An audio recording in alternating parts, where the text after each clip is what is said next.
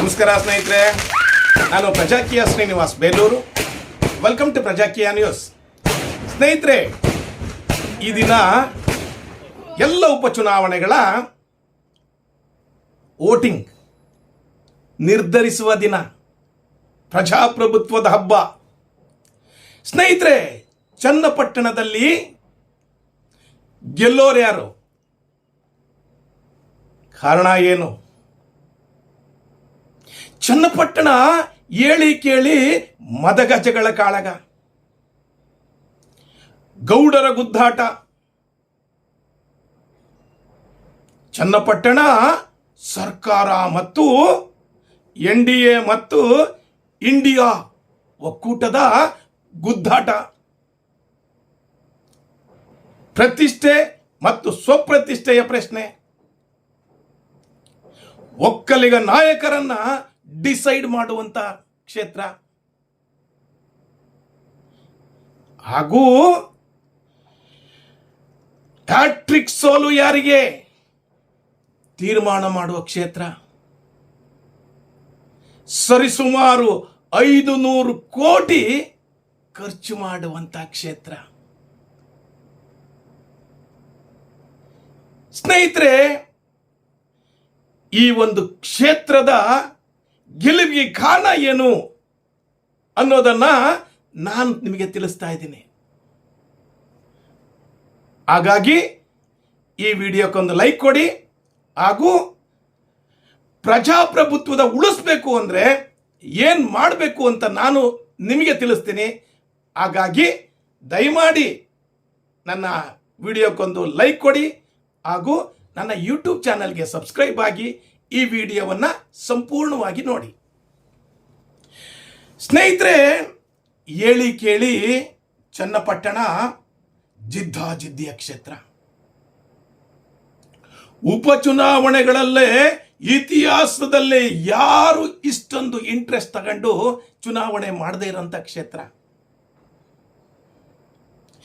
ಇದರಿಂದ ಸರ್ಕಾರದ ಮೇಲಾಗ್ಲಿ ವಿರೋಧ ಪಕ್ಷದ ಮೇಲಾಗ್ಲಿ ಯಾವುದೇ ಪರಿಣಾಮ ಬೀರಲು ಅಂದ್ರು ಇದು ಜಿದ್ದಾಜಿದ್ದಿಯ ಕ್ಷೇತ್ರ. ಇಲ್ಲಿ ಅಭ್ಯರ್ಥಿಗಳು ಗೌಣ, ಪಕ್ಷಗಳು ಗೌಣ. ಸ್ವಪ್ರತಿಷ್ಠೆಯ ಕ್ಷೇತ್ರ, ಸ್ವಪ್ರತಿಷ್ಠೆಯ ಕ್ಷೇತ್ರ. ಒಕ್ಕಲಿಗ ನಾಯಕರನ್ನ ಡಿಸೈಡ್ ಮಾಡುವಂತ ಕ್ಷೇತ್ರ. ಸ್ನೇಹಿತರೆ, ಈ ಕ್ಷಣದವರೆಗೆ ಚನ್ನಪಟ್ಟಣ ಹೇಗಿದೆ ಅಂತಂದ್ರೆ 100% 50-50 ಅಥವಾ 49-51. ಚುನಾವಣೆ ಅಂದ್ರೆ ಗೊತ್ತಲ್ವಾ, ರಾಜಕಾರಣ ಅಂದ್ರೆ ಗೊತ್ತಲ್ವಾ.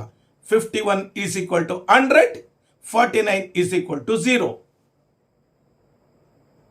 ಸ್ನೇಹಿತರೆ, ಹೇಗಾಗ್ಬಿಟ್ಟಿದೆ ಅಂತಂದ್ರೆ ಹೋರಾಟ ಅಂದ್ರೆ ಯಾವ ಮಟ್ಟಕ್ಕೆ ಬೇಕಾದ್ರೂ ಹೋಗ್ಬಹುದು ಅಂತ, ಯಾವ ಮಟ್ಟಕ್ಕೆ ಬೇಕಾದ್ರೂ ಹೋಗ್ಬಹುದು ಅಂತ. ಕಾಂಗ್ರೆಸ್ನಲ್ಲೂ ಪ್ರಬಲವಾದಂತ ಪ್ರತಿಸ್ಪರ್ಧಿಗಳಿದ್ದಾರೆ, JDS BJPನಲ್ಲೂ ಪ್ರಬಲವಾದಂತ ಪ್ರತಿಸ್ಪರ್ಧಿಗಳಿದ್ದಾರೆ. ಅವರ ಮೇಲೆ ಇವರು, ಇವರ ಮೇಲೆ ಅವರು ವೈಯಕ್ತಿಕ ಅಟ್ಯಾಕ್ ಮಾಡ್ತಾ ಇದ್ದಾರೆ. ಹಾಗೂ ಇಲ್ಲಿ ಕೇಳಬಾರದು ಹೇಳಬಾರದು ಎಲ್ಲವನ್ನು ಕೇಳಾಯ್ತು. ಖಾನ್ದಾನ್ನೇ ಕೊಂಡುಕೊಳ್ತೀವಿ ಅನ್ನೋಷ್ಟು ತಾಕತ್ತಿರುವಂತ ಕ್ಷೇತ್ರ. ಹಾಗೂ ದೇವೇಗೌಡರು ಬ್ಯಾರೇಜ್ ಕಟ್ಟಿದ್ರು, CPY ನೀರು ಕೊಟ್ಟರು. ಅಭಿವೃದ್ಧಿಯಲ್ಲೂ ಒಂದೇ ತರ ಇದೆ, ಕಾರ್ಯಕರ್ತರ ಪಡೆನೂ ಒಂದೇ ತರ ಇದೆ. ಇವರಿಗೆ ಇವ್ರದೇ ಆದ ಕಾರ್ಯಕರ್ತರ ಪಡೆ ಇದೆ, ಇವರಿಗೆ ಇವ್ರದೇ ಆದ ಕಾರ್ಯಕರ್ತರ ಪಡೆ ಇದೆ. ಎಲ್ಲದರಲ್ಲೂ ಸಮಬಲ ಇದೆ, ಎಲ್ಲದರಲ್ಲೂ ಸಮಬಲ ಇದೆ. ಇದರಲ್ಲೂ ಸಮಬಲ ಇದೆ, ಹಣದಲ್ಲೂ ಸಮಬಲ ಇದೆ, ಜಾತಿಯಲ್ಲೂ ಸಮಬಲ ಇದೆ, ಅಧಿಕಾರದಲ್ಲೂ ಸಮಬಲ ಇದೆ, ಹೋರಾಟದಲ್ಲೂ ಸಮಬಲ ಇದೆ. ಆದರೆ ಗೆಲ್ಲೋರು ಯಾರು? ಗೆದ್ರೆ ಎಷ್ಟು ಮಾರ್ಜಿನ್ ಗೆಲ್ತಾರೆ? ಸ್ನೇಹಿತರೆ, ಯಾರು ಗೆದ್ರೂ ಸಹಿತ 1000ರಿಂದ 100ರಿಂದ 5000ವರೆಗೆ ಅಂತಾರೆ. ಇವತ್ತಿನ ಗ್ರೌಂಡ್ ರಿಪೋರ್ಟ್ 100ರಿಂದ 5000ವರೆಗೆ. 10,000 ಗೆದ್ರೆ 2 ಲಕ್ಷ ಲೀಡಲ್ಲಿ 1 ಲಕ್ಷ ಲೀಡಲ್ಲಿ ಗೆಲ್ತಾರಲ್ಲ MP ನಲ್ಲಿ, ಆ ತರ 10,000 ಲೀಡಲ್ಲಿ ಗೆದ್ಬಿಟ್ರೆ ಸಿಕ್ಕಾಬಟ್ಟೆ ಲೀಡಲ್ಲಿ ಗೆದ್ದಂಗೆ ಅಂತ. ಆದ್ರೆ ಯಾರೇ ಕೇಳಿದ್ರು ಸಹಿತ, ಇವನ್ ಕಾಂಗ್ರೆಸ್ನವ್ರು ಕೇಳಿದ್ರು ಸಹಿತ, ಅಣ್ಣ ಒಂದು 5,000 ಗೆದ್ರೆ ಸಾಕು, ಬಿಜೆಪಿ JDS ನಲ್ಲಿ ಕೇಳಿದ್ರೆ 5,000 ಗೆದ್ರೆ ಸಾಕು ಅಂತ ಕೈ ಮುಗಿಯೋ ಸ್ಟೇಜ್ ಅಲ್ಲಿದ್ದಾರೆ. ಇಬ್ಬರಿಗೂ ಸಹಿತ ಅನಿವಾರ್ಯ ಆಗ್ಬಿಟ್ಟಿದೆ ಗೆಲುವು. ಇಲ್ಲಿ ಗೆಲ್ಲದಕ್ಕೆ ಕಾರಣ ಏನು? ಇಲ್ಲಿ ಒಕ್ಕಲಿಗರು, ಲಿಂಗಾಯತರು, ಕುರುಬರು, ಮುಸ್ಲಿಮ್ಸು, SC ST ಯಾರು ಇಲ್ಲ. ಗೆಲುವನ್ನು ನಿರ್ಣಯ ಮಾಡೋದೇ ದುಡ್ಡು. ಎಷ್ಟು? ಸರಿಸುಮಾರು 500 ಕೋಟಿಯಷ್ಟು ದುಡ್ಡು ಈ ಗೆಲುವನ್ನು ನಿರ್ಣಯಿಸುತ್ತೆ. 5,000 ಒಂದೊಂದು ಓಟಿಗೆ ಕೊಡುವಂತ ಸ್ಟೇಜಲ್ಲೂ ಸಹಿತ ಇದ್ದಾರೆ. 500 ಕೋಟಿ ಹಣ ಖರ್ಚಾಗ್ತಾ ಇದೆ. ಇದು ಚುನಾವಣೆ ಅನ್ನೋದಕ್ಕಿಂತ ವ್ಯಾಪಾರ ಆಗ್ಬಿಟ್ಟಿದೆ. ಆಮೇಲೆ ದುಡ್ಡು ಕೂಡ ಮುಖ್ಯ ಅಲ್ಲ, ದುಡ್ಡು ಓಟ್ ಹಾಕುವಂತ ವೋಟರ್ಸಿಗೆ ತಲುಪ್ತಾ ಇದೆಯಾ ಅನ್ನೋದಿದೆಯಲ್ಲ, ಅದು ಮೇಜರ್ ಆಗಿ ವರ್ಕ್ ಮಾಡುತ್ತೆ. ಇಲ್ಲಿ ಯಾವ ಪಕ್ಷದವರು ಇಲ್ಲ, ಎಲ್ಲರೂ ಸಹಿತ ಒಂದು 60 to 70% of the people in Channapatna ಹಣ ಇಸ್ಕೊಂತಾ ಇದ್ದಾರೆ.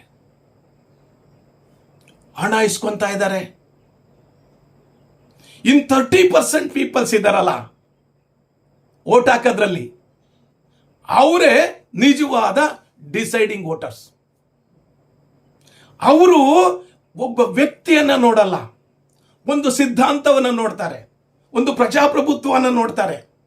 ಅವರು ಯಾರು ದುಡ್ಡು ಕೊಡಕ್ಕಾಗಲ್ಲ, ಅವ್ರ ಕೈಲಿ ಹೋಗಿ ಅವರು ದುಡ್ಡು ಇಸ್ಕೊಳ್ಳಲ್ಲ, ಕೊಟ್ಟರು ತಗೊಳಲ್ಲ, ಅವ್ರನ್ನ ಯಾರು ಕೇಳಲ್ಲ. ಆ ಥರದ ವೋಟರ್ಸ್ ಇದ್ದಾರಲ್ಲ, ಪ್ರಜ್ಞಾವಂತ ಪ್ರಜೆಗಳಿದಾರಲ್ಲ, ಅವರೇ ನಿಜವಾದ ಡಿಸೈಡಿಂಗ್ ವೋಟರ್ಸ್. ಅವರೇ ಒಂದು 5-10 ಸಾವಿರ ಇದ್ದಾರಲ್ಲ, ಅವರೇ ನಿಜವಾದ ಈಗ ಡಿಸೈಡಿಂಗ್ ವೋಟರ್ಸ್. ಇಲ್ಲಿ ಮುಸ್ಲಿಂ ವೋಟ್ ಬ್ಯಾಂಕ್ ಡಿಸೈಡ್ ಮಾಡುತ್ತೆ, ಬಿಜೆಪಿ ವೋಟ್ ಬ್ಯಾಂಕ್ ಡಿಸೈಡ್ ಮಾಡುತ್ತೆ, ಒಕ್ಕಲಿಗರು ಡಿಸೈಡ್ ಮಾಡ್ತಾರೆ. ಅವ್ರು ಯಾರು ಇಲ್ಲ. ಎಲ್ಲ ಜಾತಿಯ ಪ್ರಜ್ಞಾವಂತ ಮತದಾರಿದಾರಲ್ಲ, ಅವರು ಡಿಸೈಡ್ ಮಾಡ್ತಾರೆ ಯಾರು ಗೆಲ್ಲಬೇಕು, ಯಾರು ಸೋಲ್ಬೇಕು ಅಂತ. ಸ್ನೇಹಿತರೆ, ನಾನು ಹೇಳ್ತಿರೋದು 100% ಸತ್ಯ, 100%, 200% ಸತ್ಯ. ಯಾವ ಮುಸ್ಲಿಂ ವೋಟರ್ಸು ಡಿಸೈಡ್ ಮಾಡಲ್ಲ, ಯಾವ ಒಕ್ಕಲಿಗರ ವೋಟರ್ ಡಿಸೈಡ್ ಮಾಡಲ್ಲ. ಮುಸ್ಲಿಂ ಮತ್ತು ಒಕ್ಕಲಿಗರಲ್ಲಿ ಅಥವಾ ಎಲ್ಲ ಜನಾಂಗದಲ್ಲಿರುವಂತಹ ಸ್ವಾಭಿಮಾನಿಗಳು ಪ್ರಜಾಪ್ರಭುತ್ವವನ್ನು ಉಳಿಸಬೇಕು ಅಂತ ತೀರ್ಮಾನ ಮಾಡಿರೋರು, ಪ್ರಜಾಪ್ರಭುತ್ವವನ್ನು ಅರ್ಥ ಮಾಡ್ಕೊಂಡಿರೋರು, ಪ್ರಜೆಗಳು ನಾವೇ ಪ್ರಭುಗಳು ಎಂದು ತಿಳ್ಕೊಂಡಿರೋರು, ಹಣ ಪಡೆಯದೇ ಇರೋರು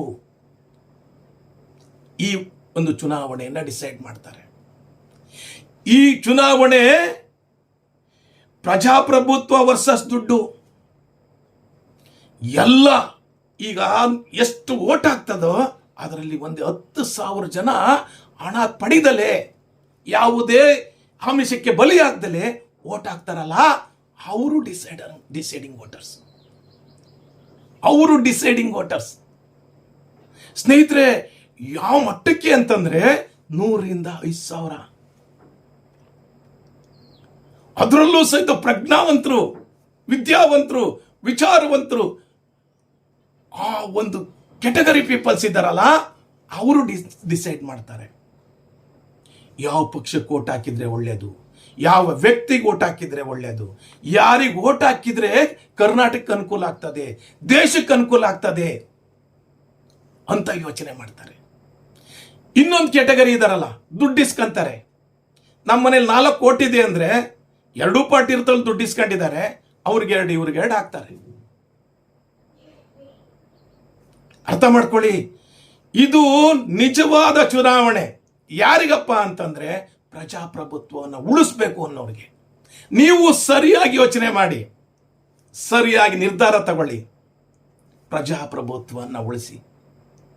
ಸ್ನೇಹಿತರೆ, ನನ್ನ ಕಳಕಳಿಯ ಮನವಿ, ನೀವೇ ನಿಜವಾದ ಪ್ರಜಾಪ್ರಭುತ್ವನ ಉಳಿವಿನ ದೇವರುಗಳು. ಯಾರು ಹಣ ತಗೊಳಲ್ವೋ, ಯಾರು ಆಮಿಷಕ್ಕೆ ಬಲಿಯಾಗಲ್ವೋ ಅವರೇ ನಿಜವಾದ ಪ್ರಜಾಪ್ರಭುತ್ವದ ಪ್ರತಿನಿಧಿಗಳು. ಸಂವಿಧಾನವನ್ನು ಉಳಿಸಬೇಕು, ಪ್ರಜಾಪ್ರಭುತ್ವವನ್ನು ಉಳಿಸಬೇಕು, ರಾಜ್ಯವನ್ನು ಉಳಿಸಬೇಕು, ದೇಶವನ್ನು ಉಳಿಸಬೇಕು ಅಂತಂದ್ರೆ ನೀವು ಸರಿಯಾದ ವ್ಯಕ್ತಿಯನ್ನ ಶಕ್ತಿಯಾಗಿ ಪರಿವರ್ತಿಸುವಂತ ಶಕ್ತಿ ನಿಮಗಿದೆ ಸ್ನೇಹಿತರೆ. ಇದು ನನ್ನ ಇವತ್ತಿನ ವಿಚಾರ. ದಯಮಾಡಿ ನನ್ನ ಈ ವಿಡಿಯೋ ನೋಡಿದ್ದಕ್ಕೆ ನಿಮಗೆಲ್ಲರಿಗೂ ಸಹಿತ ಧನ್ಯವಾದಗಳು. ಹಾಗೂ ನನ್ನ ವಿಡಿಯೋಕ್ಕೊಂದು ಲೈಕ್ ಕೊಡಿ, ಇಷ್ಟ ಆದರೆ ಸಪೋರ್ಟ್ ಮಾಡಿ. Thank you very much.